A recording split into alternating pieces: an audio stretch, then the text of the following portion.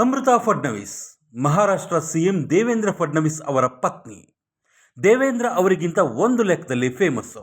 ಯಾಕಂದರೆ ನೋಡೋಕ್ಕೆ smart and beautiful ಆಗಿರೋ ಅಮೃತಾ ಹೊರಗೆ ಬಂದರೆ ಬಿಂದಾಸ್ ಆಗಿರ್ತಾರೆ. ಅಮೃತಾ ಫಡ್ನವೀಸ್ ಅವರ ಡ್ರೆಸ್ಸಿಂಗ್ ಸ್ಟೈಲ್ ಬಗ್ಗೆ ಆಗಾಗ್ಗೆ ಭಾರೀ ಸುದ್ದಿಯಾಗುತ್ತೆ. ಇತ್ತೀಚೆಗೆ ಮುಂಬೈನ ಜುಹು ಬೀಚ್ನಲ್ಲಿ ಸ್ವಚ್ಛ ಭಾರತ್ ಅಭಿಯಾನದಲ್ಲಿ ಕ್ಲೀನಿಂಗ್ ಕೆಲಸ ಮಾಡಿದ್ರು. ಆ ಕೆಲಸದಲ್ಲಿ ಬಾಲಿವುಡ್ ಸ್ಟಾರ್ ಅಕ್ಷಯ್ ಕುಮಾರ್ ಕೂಡ ಇದ್ದರು. ಆದರೆ ಜನರಿಗೆ ಸ್ವಚ್ಛತಾ ಅಭಿಯಾನಕ್ಕಿಂತ ಹೆಚ್ಚು ಅಟ್ರಾಕ್ಟಿವ್ ಅನಿಸಿದ್ದು ಅಮೃತಾ ಫಡ್ನವೀಸ್ ಹಾಕ್ಕೊಂಡಿದ್ದ dress. Skin tight fit dress ಹಾಕ್ಕೊಂಡಿದ್ದ ಅಮೃತಾ ಅವರ ಡ್ರೆಸ್ಸು ಸರಿನಾ? ಇದು ಭಾರತೀಯ ಮಹಿಳೆ ಹಾಕ್ಕೊಳ್ಳೋ ಡ್ರೆಸ್ಸಾ?